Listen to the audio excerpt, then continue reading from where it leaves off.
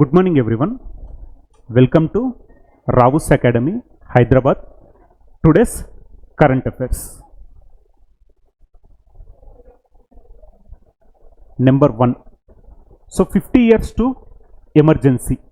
So national emergency was imposed in 1975, that is on June 25th. So 50 years completed to national emergency. So ఇది ఏంటి అంటే మనకు రీసెంట్గా న్యూస్లో ఉంది 50 years కంప్లీటెడ్ కాబట్టి ఎగ్జామినేషన్ పాయింట్ ఆఫ్ లో మనకు ఏ ఆర్టికల్ అనేది ఇంపార్టెంట్, నెక్స్ట్ వాటిపైన వచ్చిన కమిషన్స్ ఇంపార్టెంట్, ఇవన్నీ మనం డిస్కస్ చేయాలి.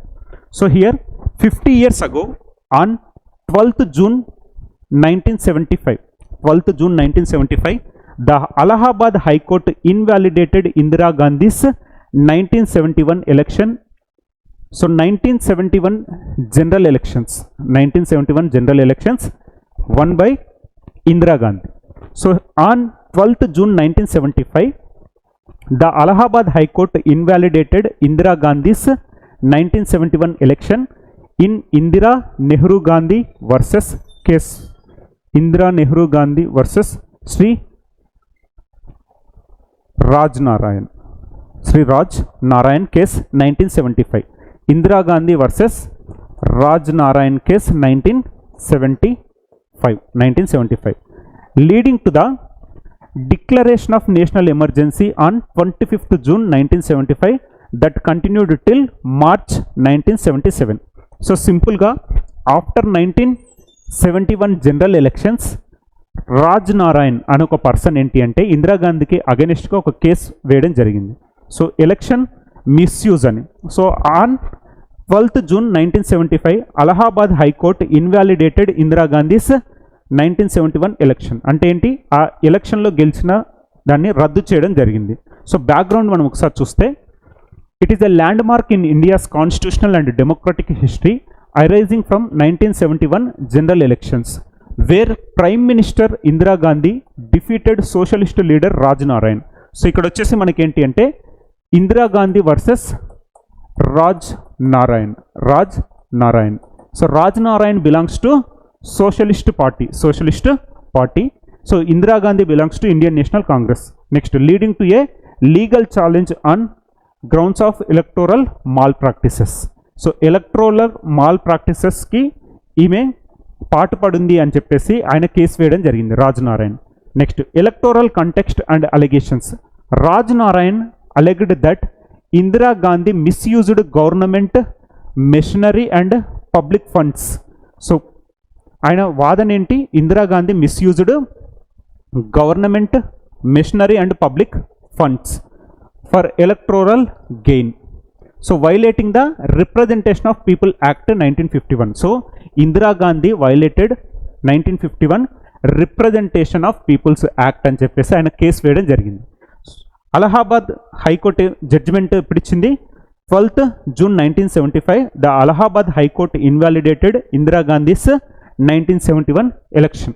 లేటర్ ఇందిరా గాంధీ సుప్రీంకోర్టుని అప్రోచ్ అవ్వడం జరిగింది, అపీల్ ఇన్ సుప్రీంకోర్టు. బట్ ఆ టైం పీరియడ్లో జరుగుతున్న పొలిటికల్ డిస్టర్బెన్సెస్ ఇవన్నిటిని చూసి ఆమె declaration of national emergency on 25th June 1975. సింపుల్గా మనం గుర్తుపెట్టుకోవాల్సింది ఏంటి అంటే national emergency on 25th June 1975. It completed 50 years. Case ఎవరెవరికి, socialist party leader Raj Narayan versus Indira Gandhi. So Allahabad high court invalidated Indira Gandhi's candidature in 1971 election. So ఎప్పటి నుంచి ఎప్పటి వరకు ఉంది నేషనల్ ఎమర్జెన్సీ? 25th June 1975 నుంచి 1977 మార్చ్. సో మనకు వచ్చేసి ఇక్కడ ఆర్టికల్ అనేది important. So according to which article? Article 352. So the national emergency is proclaimed by president under article 352.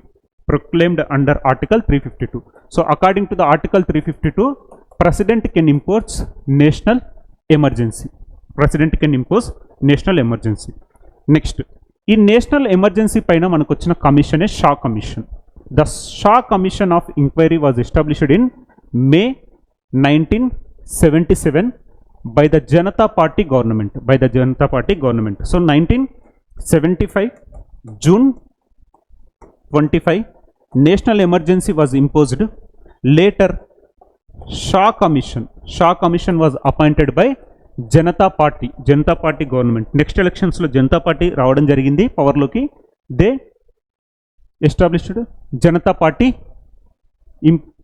Shah కమిషన్ని నియమించడం జరిగింది. So the Shah commission of enquiry was established in May 1977 by Janata party government. So మనకు head ఎవరు? It was headed by justice JC Shah, former chief justice of India. So మనకు Shah commission of enquiry was established by the Janata party government against the emergency 1975 to 1977 మధ్యలో ఉన్న emergency పైన వచ్చిన commission మనకేంటి అంటే Shah commission. So the commission found evidence of significant abuses of power including arbitrary detentions, censorship without proper legal sanctions. అంటే ఏంటి అంటే మొత్తం పవర్స్ మిస్యూజ్ చేయబడ్డాయి ఈ నేషనల్ ఎమర్జెన్సీలో అని చెప్పేసి మనకు రిపోర్ట్ ఇచ్చిన కమిషన్ ఏంటి అంటే Shah commission. So 1971 general elections, Indira Gandhi versus Raj Narayan. He filed a case in Allahabad High Court. Allahabad High Court ichina judgment enti invalidated candidature of Indira Gandhi. Later she imposed national emergency on June 25, 1975. It continued up to March 1977. Next Janata Party formed it's government. అంటే government వచ్చేసి next Janata party form చేయడం జరిగింది. వాళ్ళు appoint చేసిన commission ఏంటి? Shah commission. So the commission found evidence of significant abuses of power including arbitrary detentions, censorship without proper legal sanctions. అంటే ఏంటి అంటే as the powers has been violated by Indira Gandhi అని చెప్పేసి స్టేట్మెంట్ ఇచ్చింది ఎవరు? రిపోర్ట్ ఇచ్చింది ఎవరు? మనకు షా కమిషన్. సో మనకు నేషనల్ ఎమర్జెన్సీ అంటే గుర్తుకు రావాల్సిన ఆర్టికల్ ఏంటి? ఆర్టికల్ 352. సో ఆర్టికల్ 352 ప్రకారం మనకేంటి అంటే national emergency is proclaimed by president under article 352. Next operation బషయర్ al Fath. So operation బషయర్ al Fath meaning annunciation of victory. So మనకు రీసెంట్గా మనం న్యూస్లో చూస్తున్నది ఏంటి? Operation midnight we discussed. Operation midnight వచ్చేసి USA operation on Iran. So first ఇదంతా మనకు start అయింది ఏంటి? మేలో ఇంటర్నేషనల్ అటామిక్ ఎనర్జీ ఏజెన్సీ ఇచ్చిన రిపోర్ట్ ఏంటి? International atomic energy agency established in the year 1957. Headquarters వచ్చేసి Vienna, that is in Austria. So వీళ్ళు ఇచ్చిన రిపోర్ట్ ఏంటి? Iran increasing 60% enriched uranium stocks అని చెప్పేసి రిపోర్ట్ ఇవ్వడం జరిగింది. సో 90% ఎన్రిచ్డ్ యురేనియంకి అది రీచ్ అయితే they can prepare nuclear weapons. So 60% enriched uranium reserves are increasing with Iran అని చెప్పేసి స్టేట్మెంట్ ఇవ్వడం జరిగింది. వెంటనే ఇజ్రాయెల్. సో ఇజ్రాయెల్ భయం ఏంటి? ఇరాన్ ఇచ్చిన స్టేట్మెంట్ ఏంటి అంటే ఎప్పటికైనా మేము ఇజ్రాయెల్ని నాశనం చేస్తామని ఒక స్టేట్మెంట్ ముందు నుంచి వాళ్ళు ఇచ్చున్నారు. సో ఇజ్రాయెల్ ఫస్ట్ తీసుకొచ్చిన ఆపరేషన్ పేరు ఏంటి అంటే మనకు operation rising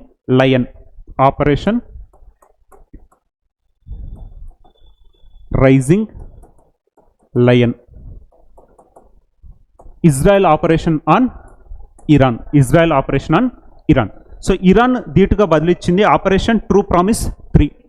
operation true promise 3. It is a Iran operation on Israel. Next USA enter అయిన తర్వాత తీసుకొచ్చిన ఆపరేషన్ ఏంటి? Operation midnight hammer. So USA operation over Iran. Next ఇప్పుడు ఇరాన్ ఆపరేషన్ ఏంటి? Operation బషయర్ al Fath, which means annunciation of victory. So ఇక్కడ Iran launched operation Bashayer al Fath targeting the al Udeid air base in Qatar. So it is a operation on Qatar. అక్కడ ఉన్న base ఏంటి మనకు? Al Udeid air base. It is USS air base in Qatar. USS air base in Qatar అదేంటి మనకు వచ్చేసి al Udeid air base in Qatar. So ఇక్కడ వచ్చేసి Iran launched operation Bashayer al Fath targeting the al Udeid air base in Qatar. This operation was a direct response to the United states operation midnight hammer which involved air strikes on Iranian nuclear facilities. The ongoing Israel-Iran conflict has heatened tensions, promoting this military escalations. So సింపుల్గా ఏంటి అంటే వీళ్ళ మధ్యలో జరుగుతున్న wars ప్రపంచంకి కూడా ఒక భయానికి గురి చేయడం జరుగుతుంది. Because already Iran strait of హార్ముంజ్ని క్లోజ్ చేస్తున్నామని చెప్పేసి ఒక ప్రకటన రిలీజ్ చేయడం జరిగింది. స్ట్రైట్ ఆఫ్ హార్ముంజ్ వచ్చేసి మనకి ఏంటి అంటే it is connecting Persian Gulf and Gulf of Oman. Persian Gulf and Gulf of Oman. తర్వాత ఇక్కడ we have Arabian Sea. So it is connecting Persian Gulf and Gulf of Oman, Arabian సీని connect చేయడం జరుగుతుంది. So ఇది వీళ్ళు close చేయడం వల్ల మనకి ఇప్పుడు ఏంటి అంటే ట్రాన్స్పోర్టేషన్ ఆఫ్ ఆయిల్కి చాలా ఇబ్బందులు ఎదురవుతున్నాయి. ఇంకొకటి ఏంటి అంటే స్ట్రైట్ ఆఫ్ హార్ముంజ్ని ఆనుకొని మనకు ఎన్ని కంట్రీస్ ఉన్నాయి? 8 కంట్రీస్ ఉండడం జరిగింది. సో సింపుల్గా మనకి ఏంటి అంటే ఐఏఈఏ గుర్తుండాలి. Operation బషయర్ al Fath meaning annunciation of victory. ఇది వచ్చేసి ఏంటి ఇరాన్స్ ఆపరేషన్ ఆన్ ఖతార్లో ఉన్న which air base? USS air base al Udeid air base. Al Udeid air base. So మనకు ఆపరేషన్ రైజింగ్ లయన్ గుర్తుండాలి, ఆపరేషన్ ట్రూ ప్రామిస్ 3 గుర్తుండాలి, operation midnight hammer గుర్తుండాలి, next operation Bashayer al Fath. Next rare donor registry integrated with e Rakt Kosh. So here initiative ఏంటి? A rare donor registry integrated with e Rakt cosh. Rare donor అంటున్నారు, అంటే rare donor అంటే ఏంటి అంటే rare diseases కానీ వాళ్ళకి సంబంధించినవి. So here the union health ministry is integrating the rare donor registry of India. So ఇందులో ఏంటి డోనర్కి సంబంధించిన డాటా అంతా ఉంటుంది. దాన్ని మనం ఏమంటున్నాం? Rare donor registry of India, RDRI, rare donor registry of India with e Rakt Kosh to enable real time access to red blood types such as Bombay, RH null, P null and improve nationwide coordination among blood banks. So సింపుల్గా ఏంటి అంటే here the government planned to integrate rare donor registry with e Rakt Kosh. ఎందుకు? For the coordination among the blood banks. అంటే కొన్ని rare blood groups ఉంటాయి, Bombay blood group కానీ, RH null, తర్వాత P null అనేవి ఇలాంటివి ఏంటి అంటే రేర్ బ్లడ్ గ్రూప్స్ని కూడా ఇప్పుడు వాళ్ళు ఇంటిగ్రేట్ చేయడం జరుగుతుంది. అంటే ఆ డేటా అంతా వాళ్ళ దగ్గర ఉంటుంది. They are integrating with e Rakt cosh. Already we have ఈ రక్త్ కోష్. సో ఇప్పుడు ఈ రెండు ఇంటిగ్రేట్ అవుతుంది. ఏంటి? Rare donor registry integrated with e Rakt Kosh. So what is rare donor registry of India? So the rare donor registry of India is a national database of rare blood group donors. Rare blood గ్రూప్కి సంబంధించిన donors list ఉండేదే మనకు దాన్ని ఏమంటున్నాం మనం? Donor registry of India. That is rare donor registry of India. అంటే ఏంటి? Rare blood గ్రూప్స్కి సంబంధించిన డోనర్స్కి సంబంధించిన లిస్ట్ని ఉండే ఒక డేటాబేస్ని మనం ఏమంటున్నాం? Rare donor registry of India. It was developed by the Indian council of medical research, national institute of immunology, next in collaboration with leading medical institutes. So సింపుల్గా ఏంటి? Rare donor registry of India is containing the database of rare blood group donors. Next purpose and need, RDRI supports patients who require specially matched transfusions, particularly those suffering from sickle cell anaemia and thalassaemia ఇలాంటి rare diseases తోటి బాధపడే వాళ్ళకు blood transfusion రెగ్యులర్గా అవసరం ఉంటుంది. కాబట్టి ఇలాంటి rare blood గ్రూప్కి సంబంధించిన డోనర్స్ లిస్ట్ ఎప్పుడూ అవసరం ఉంటుంది. సో ఇప్పుడు వాళ్ళు ఇంటిగ్రేట్ చేయడం వల్ల ఈజీలీ యాక్సెసబుల్ ఉంటుంది. So coordination among the blood banks with respect to the rare blood group donors. Next ఈ రక్తకోష్ అంటే ఏంటి అసలు? వాట్ ఈజ్ ఈ రక్తకోష్? ఈ Rakt Kosh was inaugurated on 7th April 2016. ఈ Rakt Kosh was inaugurated on 7th April 2016. ఈ Rakt Kosh is a centralised digital blood bank. So మనకేంటి అంటే జనరల్గా ఒక ఫిజికల్ బ్లడ్ బ్యాంక్ వెళ్ళి మనం ఏ విధంగా చూస్తామో ఈ రక్త కోష్ అనేది ఏంటి digital blood bank management system. అంటే పలానా ప్లేస్లో పలానా దగ్గర మనకు ఒక బ్లడ్ బ్యాంక్ ఉంది అని చెప్పేసి మనకు డిజిటల్గా దాని డీటెయిల్స్ అవైలబుల్ ఉంటుంది. కాబట్టి ఈ Rakt Kosh is a centralised digital blood bank management system developed by CDAC under national health mission. So ఇందులో మనకి ఇంపార్టెంట్ ఏంటి, national health mission important. Under national health mission the government established ఈ Rakt Kosh. It is a centralised digital blood bank management system. అంటే ఏంటి, మనకు అన్ని details అందులో ఉంటాయి. సపోజ్ హైదరాబాద్లో పలానా ప్లేస్లో ఈ బ్లడ్ గ్రూప్ అవైలబుల్గా ఉంది అనే డీటెయిల్ మనకు ఈ రక్త కోష్లో అవైలబుల్ ఉండడం జరిగింది. It provides real time information on blood availability, donation camps and blood banks across India. అంటే సింపుల్గా ఏంటంటే ఈ బ్లడ్ బ్యాంక్కి సంబంధించిన కంప్లీట్ ఇన్ఫర్మేషన్ మనకు వచ్చేసి ఈ రక్త కోష్లో ఉండడం జరిగింది. It is a digital platform. The platform connects the donors, hospitals and blood banks, enabling efficient tracking and safe transfusions. అంటే సింపుల్గా ఏంటి అంటే ఒక పేషెంట్ని ఆ పర్టికులర్ హాస్పిటల్ తోటి ఆ డోనర్ తోటి కోఆర్డినేట్ చేసే ఒక సిస్టమే మనకు ఈ రక్త కోష్. అందులో ఉన్న డేటా మొత్తం అవైలబుల్ ఉంటుంది. Digital platform for the blood banking system వచ్చేసి మనకేంటి ఈ రక్త కోష్. సో మనకి ఎగ్జామినేషన్ పాయింట్ ఆఫ్ లో బ్లడ్ రిలేటెడ్ జనరల్ సైన్స్లో అడిగే క్వశ్చన్స్ ఏంటి అంటే కంపోజిషన్ ఆఫ్ బ్లడ్. అసలు బ్లడ్లో ఏమేమి ఉంటున్నాయి, plasma, elements, formed elements. So formed ఎలిమెంట్స్లో సెల్యులర్ కాంపోనెంట్ ఉంటుంది. సెల్యులర్ కాంపోనెంట్స్లో మనకి ఏముంటున్నాయి, ఎరిథ్రోసైట్స్. ఫస్ట్ ప్లాస్మా వచ్చేసి ఫ్లూయిడ్ కాంపోనెంట్, తర్వాత వచ్చేసి సెల్యులర్ కాంపోనెంట్ ఏంటి ల్యూకోసైట్స్, తర్వాత ఎరిథ్రోసైట్స్. అంటే ఏంటి, ల్యూకోసైట్స్ అంటే వైట్ బ్లడ్ సెల్స్, తర్వాత ఎరిథ్రోసైట్స్ అంటే రెడ్ బ్లడ్ సెల్స్. సో సింపుల్గా మనం ఏంటి అంటే ఒక బ్లడ్ 100% బ్లడ్ తీసుకుంటే అందులో ప్లాస్మా వచ్చేసి 55% వచ్చేసి ప్లాస్మా ఉంటుంది. 55% ప్లాస్మా ఉంటుంది. Next red blood cells, white blood cells. Red blood cells ఎంత ఉంటాయి, 40 నుంచి 45% ఆర్బీసీ ఉండడం జరుగుతుంది. 1% వచ్చేసి డబ్ల్యూబీసీ ఉండడం జరుగుతుంది. తర్వాత ప్లేట్లెట్స్ కూడా మనకి 1% ఉండడం జరుగుతుంది. ప్లేట్లెట్స్ కూడా మనకు 1% ఉండడం జరుగుతుంది. ఒకవేళ 100% బ్లడ్ తీసుకుంటే మనకు ఉండేటివి అందులో ఏంటి, ప్లాస్మా వచ్చేసి 55%. నెక్స్ట్ రెడ్ బ్లడ్ సెల్స్ వచ్చేసి 40 to 45, వైట్ బ్లడ్ సెల్స్ వచ్చేసి మనకు 1%, ప్లేట్లెట్స్ వచ్చేసి 1%. జనరల్ సైన్స్లో మనకు అడిగే క్వశ్చన్స్ ఇలాగే ఉంటాయి. ఏంటి అంటే బ్లడ్లో మ్యాక్సిమం కాంపోనెంట్ ఏముంటుంది అంటే plasma.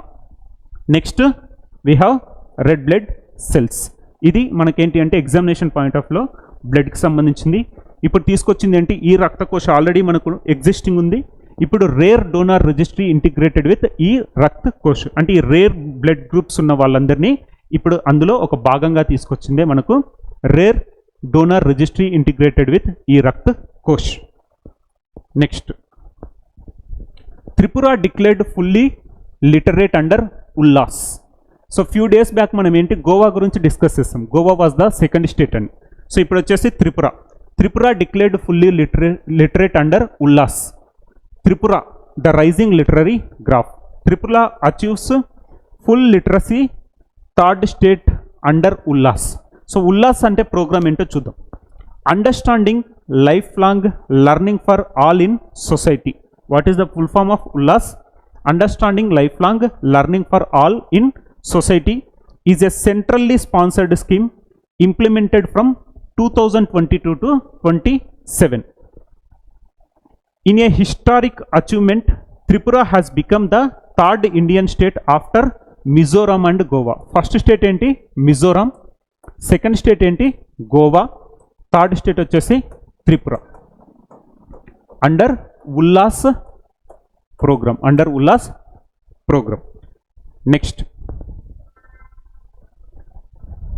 functional literacy as per the national benchmark of 95% literacy among individuals aged 15 and above. So మనకేంటి ఎగ్జామినేషన్ పాయింట్ ఆఫ్ లో ఉల్లాస్ ప్రోగ్రామ్ వచ్చేసి ఎవరికి సంబంధించింది, 15 అండ్ అబోవ్ ఏజ్ గ్రూప్ వాళ్ళకి సంబంధించిందే ప్రోగ్రామే ఉల్లాస్ ప్రోగ్రామ్. అందులో భాగంగా ఫస్ట్ స్టేట్ ఏంటి, Mizoram, second state Goa, third state వచ్చేసి Gujarat. So it is a part of Viksit Bharat 2044. It is a part of Viksit Bharat 2047 Viksit Bharat. So ఇక్కడ ఏంటంటే సింపుల్గా గుర్తుపెట్టుకోవాల్సింది ఏంటంటే Tripura declared fully literate under Ullas. First state వచ్చేసి మిజోరాం, సెకండ్ స్టేట్ వచ్చేసి గోవా, థర్డ్ స్టేట్ వచ్చేసి త్రిపుర. ఉల్లాస్ ప్రోగ్రామ్ వచ్చేసి 2022 టు 2027 వరకు అమల్లో ఉండే ఒక ప్రోగ్రామ్. 2022 టు 2027 వరకు ఉండే ఒక ప్రోగ్రామ్. ఇందులో ఏజ్ గ్రూప్ ఎంతమంది, 15 years and above. 15 years and above వారికి మాత్రమే పనికొచ్చే ప్రోగ్రామ్ ఏంటి, Ullas programme. They're part of Ullas programme. So ఇక్కడ ఎడ్యుకేషన్కి సంబంధించి మనం గుర్తుపెట్టుకోవాల్సిన అంశాలు ఏంటి, national education policy 2020, national education policy 2020. Next right to education act 2009, right to education act 2009 and 6th constitutional amendment act 2002. 6th constitutional amendment act 2002. It included article 21A. Article 21A. Article 21A ఏంటి, ఇది fundamental right.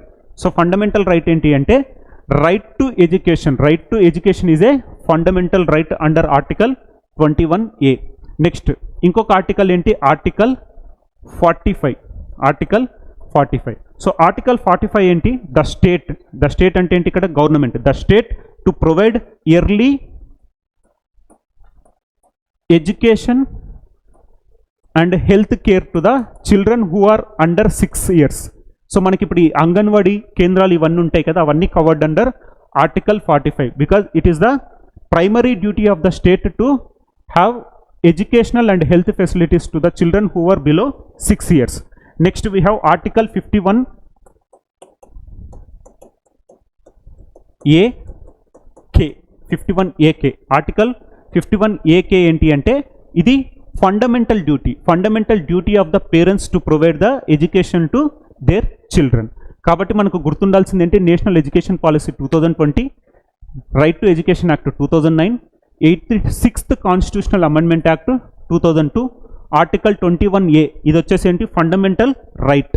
Next article 45 it is the directive principles of state policy. Next article 51AK it is the primary duty of the parents to provide education to their children.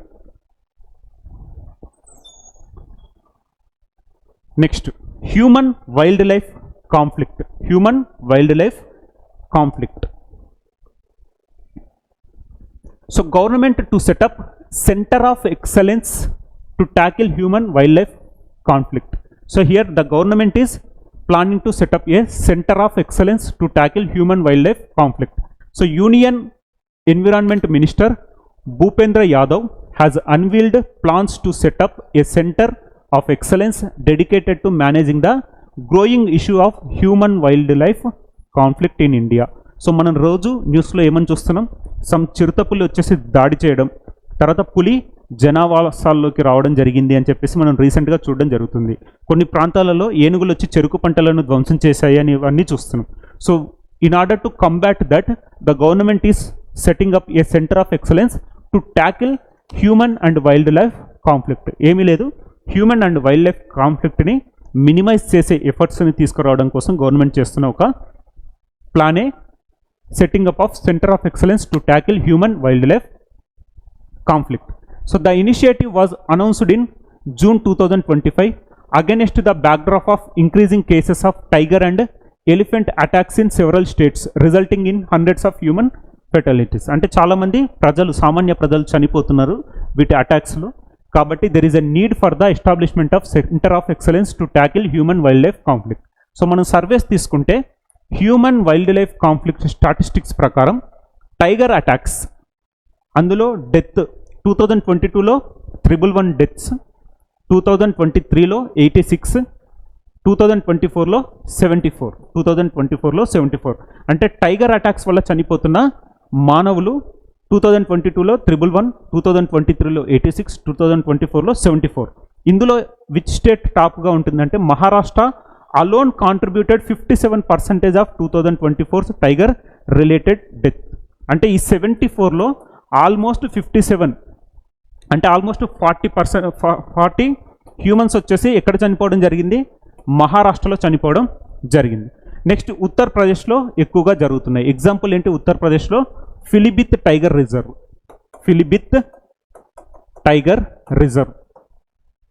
ఈ Pilibhit tiger reserve దగ్గర ఎక్కువగా మరణాలు సంభవిస్తున్నాయి. Next elephant attacks 2023-24 అప్పుడు తీసుకుంటే human deaths 628. Top states ఏంటి, ఒడిస్సా, వెస్ట్ బెంగాల్, జార్ఖండ్, అస్సాం. ఇవి వచ్చేసి top states. ఇందులో హ్యూమన్ అండ్ ఎలిఫెంట్ కాన్ఫ్లిక్ట్లో హ్యూమన్ డెత్స్లో భాగంగా.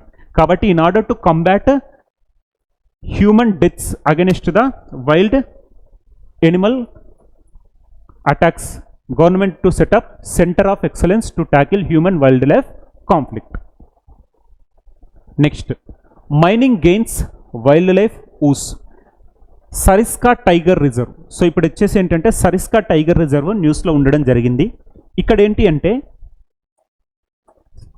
Boundary change of Sariska tiger reserve, boundaries change చేయాలని ఒక ప్రపోజల్ రావడం జరిగింది. ఎందుకు అంటే చూడండి, the Sariska tiger reserve in Rajasthan is under going changes in it's critical tiger habitat.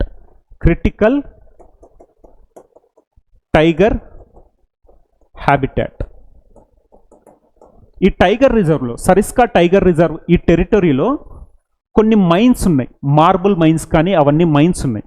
So కొన్ని సంవత్సరాల క్రితం ఈ టైగర్ రిజర్వ్ ఎస్టాబ్లిష్ చేసిన తర్వాత గవర్నమెంట్ వచ్చేసి ఇక్కడ ban over the mining activities. But ఇప్పుడు ఏంటి అంటే ఎకనామికల్ పర్స్పెక్టివ్లో ఈ బౌండరీస్ చేంజ్ చేస్తూ క్రిటికల్ టైగర్ హ్యాబిటాట్ని ఇక్కడ నుంచి రిమూవ్ చేసి ఈ పొజిషన్ని బయట నుంచి తీసుకోవాలి అని ఒక చిన్న ప్రపోజల్. ఏంటి అంటే boundary changes with respect to the tiger reserve Sariska. So here the Sariska Tiger Reserve in Rajasthan is undergoing changes in its critical tiger habitat boundaries. This move aims to be benefit over 50 marble and dolomite mines that were previously shut down due to their proximity to the tiger reserve. Already ఉన్న ఈ మైన్స్ని close చేశారు. So ఇప్పుడు మళ్ళీ reopening చేయాలి, ఈ boundaries change చేయాలి అని చెప్పేసి ప్రపోజల్ తీసుకుని రావడం జరిగింది. The Rajasthan government has proposed a new boundary plan that would exclude certain areas from the critical tiger habitat, allowing these mines to operate again. The plan is currently under review and aims to address both conservation and local economic concerns. So ikkada economy versus animals, economy versus protection of animals. So Sariska tiger reserve ఏ స్టేట్లో ఉండడం జరిగింది, మనకు రాజస్థాన్లో ఉండడం జరిగింది. రాజస్థాన్లో ఉన్న ఇంకొక టైగర్ రిజర్వ్ ఏంటి, రణతంబోర్ టైగర్ రిజర్వ్. వాల్మీకి తాపర్ అనే ఒక టైగర్ మన్ చనిపోతూ రీసెంట్గా న్యూస్లో నిలవడం జరిగింది. కాళీ టైగర్ రిజర్వ్ వచ్చేసి Karnataka, they are opposing the tiger safari. జార్ఖండ్కి సంబంధించిన పలాము టైగర్ రిజర్వ్ ఏంటి, they started tiger safari recently. మనకు వచ్చేసి టోటల్ టైగర్ రిజర్వ్స్ వచ్చేసి ఇండియాలో 58 టైగర్ రిజర్వ్స్ ఉండడం జరిగింది. లాస్ట్ వచ్చేసి మాధవ్ నేషనల్ పార్క్ మధ్యప్రదేశ్కి సంబంధించి మనం డిస్కస్ చేయడం జరిగింది. ప్రాజెక్ట్ టైగర్ వచ్చేసి ఇన్ ద ఇయర్ 1973. సో మరి ఇప్పుడు వీళ్ళంతకు వీళ్ళు డెసిషన్ తీసుకుంటే సరిపోతుందా, దీనికి అప్రూవ్ చేయాల్సింది ఎవరు అంటే మనకు the national board of wild life.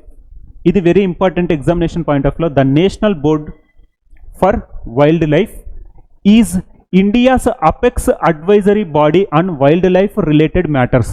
So ఇలాంటి చేంజెస్ ఏవైనా తీసుకురావాలి అంటే అప్రూవల్ ఎవరిది కావాలి మనకు, national board for wildlife is the India's apex advisory body on wildlife related matters. The national board for wildlife was established in 2003. It was established in 2003.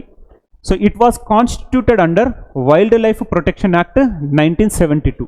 So 1972 wildlife protection యాక్ట్కు అనుగుణంగా మనకు వచ్చిందే national board for wildlife. Next earlier ఫస్ట్లో ఇది ఎప్పుడు అంటే rename చేయడం జరిగింది. First it was Indian board for wildlife. ఇది ఎస్టాబ్లిష్ అయినప్పుడు Indian board for wildlife అని ఉంది. Later it was renamed as national board for wild life.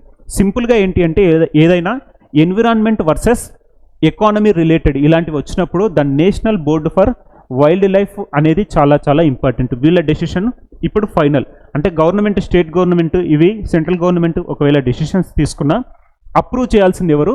National board for wildlife established in the year 2003. వీళ్ళు approve చేసిన తర్వాతనే రావడం జరుగుతుంది. So మనకి ఎగ్జామినేషన్ పాయింట్ ఆఫ్ లో నేషనల్ బోర్డ్ ఫర్ వైల్డ్ లైఫ్కి చైర్మన్ ఎవరు అంటే ప్రైమ్ మినిస్టర్. చైర్మన్ ఎవరు అంటే prime minister.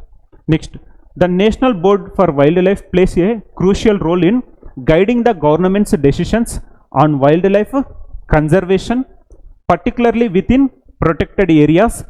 It advises on policies, programmes and projects impacting wildlife and forest.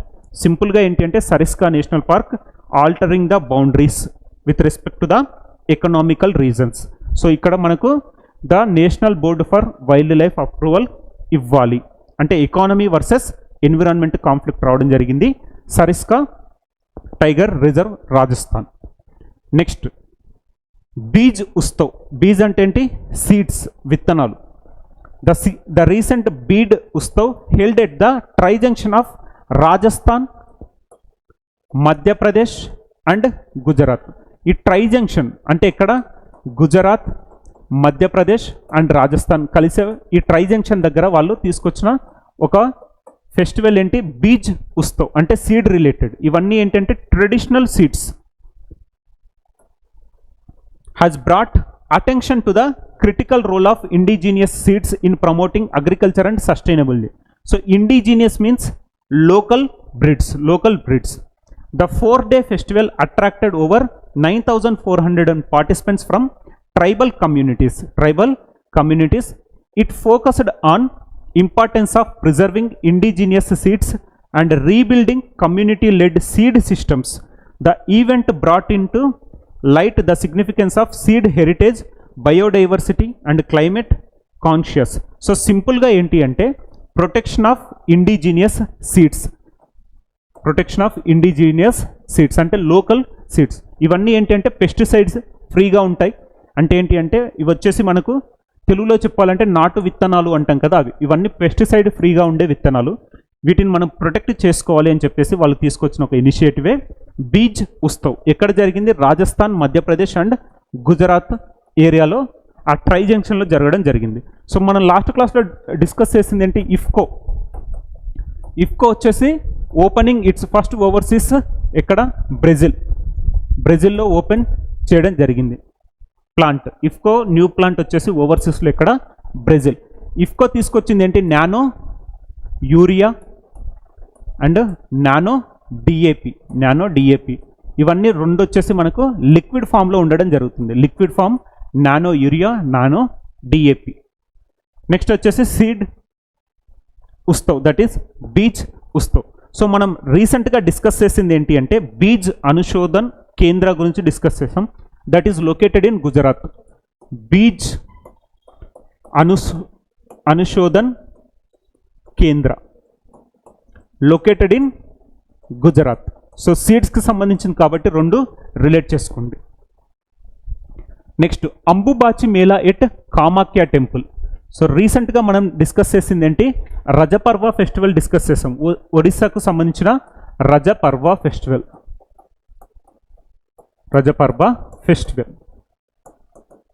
Next Ambubachi Mela at Kamakhya temple, significance of major Assam religious festival. So Ambubachi Mela ఎక్కడికి సంబంధించింది? Related to Assam. The festival is held during the monsoon, generally in June at Kamakhya temple, గౌహతిలో జరుగుతుంది. Next is a shrine to the goddess Kamakhya. ఇక్కడున్న దేవత ఎవరు? Kamakhya. The period of Ambubachi is believed to be the period of the goddess annual menstruation and the strain is closed for this period అంటే ఏంటి, ఈ 3 రోజులు లేకపోతే 4 రోజులు వచ్చేసి టెంపుల్ క్లోజ్ చేయడం జరుగుతుంది in commemorative of goddess menstruation cycle.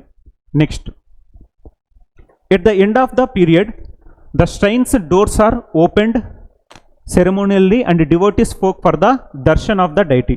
This year the shrine will remain closed from June 22nd to 25. June 22nd to 25. మళ్ళీ రీఓపెన్ ఎప్పుడు, రేపు రీఓపెన్ చేసిన తర్వాత అందరూ దర్శనం చేసుకొని వెళ్ళిపోవడం జరిగింది. So it is the commemorative of goddess Kamakhya's annual menstruation. They believed that these days are for the rest of goddess Kamakhya. So Rajaparba festival వచ్చేసి మనకు ఒరిస్సాలో జరగడం జరిగింది. నెక్స్ట్ అంబుబాచి మేళా వచ్చేసి మనకు కామాఖ్య టెంపుల్ అస్సాం గౌహతిలో జరగడం జరిగింది. సో మనం రీసెంట్గా డిస్కస్ చేసిన ఫెస్టివల్స్ ఏంటి, రజపర్వ ఫెస్టివల్ చూసాం, లావెండర్ ఫెస్టివల్ కూడా చూడడం జరిగింది. లావెండర్ ఫెస్టివల్ గురించి మనం డిస్కస్ చేసాం. ఆ ఫ్లవర్స్కి సంబంధించిన లావెండర్ ఫెస్టివల్ ఇక్కడ జమ్మూ అండ్ కాశ్మీర్లో చూసాం. Next Hornbill festival, Hornbill festival Nagaland, Hornbill festival Nagaland. Camel festival వచ్చేసి రాజస్థాన్, క్యామెల్ ఫెస్టివల్ వచ్చేసి రాజస్థాన్. హెమిస్ ఫెస్టివల్ కూడా డిస్కస్ చేయడం జరిగింది.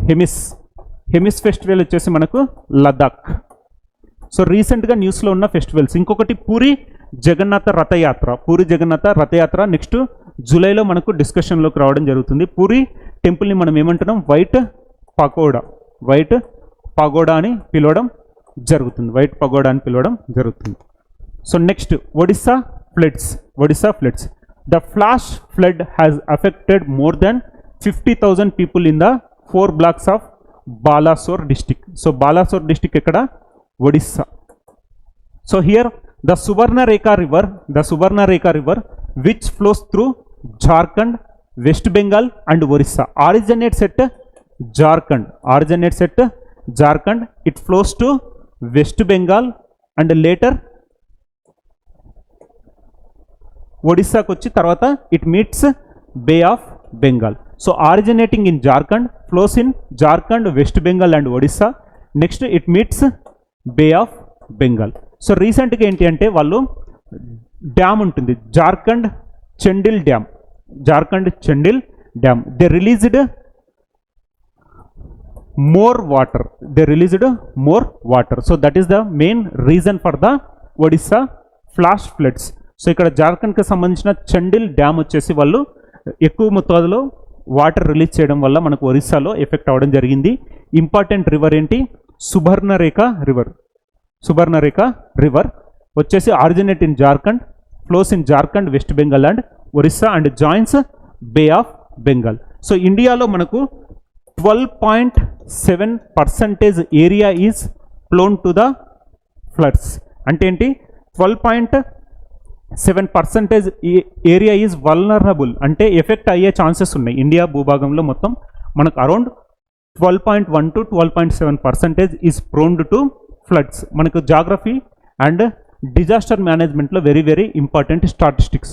So it is around 12.1 to 12.7% Indian area is prone to the floods. So మనకు నేషనల్ డిజాస్టర్ మేనేజ్మెంట్ యాక్ట్ వచ్చేసి 2005లో రావడం జరిగింది. National disaster management authority chairman prime minister, state disaster management authority chairman వచ్చేసి chief minister, district level disaster authority chairman వచ్చేసి మనకు district collector. So ఇవి వచ్చేసి మనం ఒడిస్సా ఫ్లడ్స్. సో టుడేస్ టాపిక్స్ని ఒకసారి రీకాల్ చేస్తే, number 1 50 years for national emergency, article 352 Indira Gandhi versus Raj Narain Allahabad case, Allahabad high court ఇచ్చిన judgement. Next Shah commission was established by Janata government. Operation midnight hammer వచ్చేసి మనకేంటి, USA operation on Iran. Iran సమాధానం ఇచ్చింది ఏంటి, operation బషయర్ al Fath. Next rare donor registry integrated with e Rakt Kosh. E Rakt Kosh ఏంటి, ఒక digital blood bank management system. So మనకు బ్లడ్లో components ఏంటి, plasma, red blood cells, white blood cells, platelets. So plasma accounts for around 55% of blood. ఒక average healthy హ్యూమన్లో ఉండే blood ఎంత అంటే 5 litres of blood ఉంటుంది. ఒక average healthy human blood 5 litres in the body. Next Tripura declared fully literacy state under Ullas programme. First Mizoram, second Goa, third వచ్చేసి Tripura. So national education policy 2020. Next human wildlife conflict. దీనికోసం central government తీసుకొచ్చింది ఏంటి, centre of excellence to tackle human wildlife conflict. So రీసెంట్గా మనం చూస్తున్నాం tiger attacks చూస్తున్నాం, elephant attacks చూస్తున్నాం. Project tiger 1973, project elephant 1992. So అందుకే కేరళ గవర్నమెంట్ రీసెంట్గా రిక్వెస్ట్ చేసింది ఏంటి, పర్మిషన్ టు కల్ ఎలిఫెంట్స్. దానికి రిలేటెడ్గా చూస్తాం. Zimbabwe already they culled many elephants and they distributed the meat to the local people. Culling of elephants అంటే ఏంటి, చంపివేయడం. Next mining gains wildlife force, Sariska tiger reserve. Boundary alteration తోటి న్యూస్లో ఉన్న సరిస్కా టైగర్ రిజర్వ్. సో ఎక్కడుంది, రాజస్థాన్లో ఉంది. రాజస్థాన్లో ఆల్రెడీ మనం డిస్కస్ చేసింది ఏంటి, Ranthambore national park, that is tiger reserve. Next national board for wildlife వచ్చేసి established in the year 2003. So ఇలాంటి ఎన్విరాన్మెంట్ వర్సెస్ ఎకానమీ పర్స్పెక్టివ్ వచ్చినప్పుడు ఫైనల్ డెసిషన్ తీసుకోవాల్సింది ఎవరు, national board for wildlife, established in the year 2003 under wildlife protection act 1972. Next Beej Utsav ఎక్కడ జరిగింది, tri junction of Gujarat, Rajasthan and Madhya Pradesh. So ఇక్కడ వచ్చేసి ఏంటి అంటే festival to celebrate the indigenous seeds, importance of the indigenous seeds. Next Ambubachi Mela at Kamakhya temple, that is in Guwahati. Rajaparba festival వచ్చేసి ఒరిస్సాలో జరగడం చూసాం. Lavender festival Jammu and Kashmir. Next Odisha floods, flash floods has affected more than 50,000 people in 4 blocks of Balasore district. So originate ఎక్కడ జరుగుతుంది మనకు, Subarnarekha river జార్ఖండ్లో జరగడం జరుగుతుంది. జార్ఖండ్ డ్యామ్ ఏంటి, చెండిల్ డ్యామ్. ఈ చెండిల్ డ్యామ్ ఏంటి అంటే without prior information they released heavy water to the Odisha. So Balasore district effect అవ్వడం జరిగింది. సో ఇక్కడ మనకు వచ్చేసి నేషనల్ డిజాస్టర్మెంట్ యాక్ట్ వచ్చేసి ఎప్పుడు వచ్చింది, 2005లో రావడం జరిగింది. సో ఇవన్నీ ఈరోజు మనం డిస్కస్ చేసిన టాపిక్స్. సో నెక్స్ట్ క్లాస్లో will meet and will discuss further. So ఇక్కడ కరెంట్ అఫైర్స్ అనేది ఏంటి అంటే మనం ఓన్లీ ఒక సబ్జెక్ట్లా కాకుండా జనరల్ స్టడీస్తో లింక్ చేస్తూ చదివితే మనకి ఎగ్జామినేషన్ పాయింట్ ఆఫ్ వ్యూలో చాలా ఇంపార్టెంట్. ఎగ్జాంపుల్ ఏంటి, బ్లడ్లో కాంపోనెంట్స్లో మ్యాక్సిమం కాంపోనెంట్ ఏంటి మనకు, plasma, accounts for 55%. Next red blood cells, ఓకేనా, RBC 40 to 45. Next WBC platelets 1%, ఓకేనా.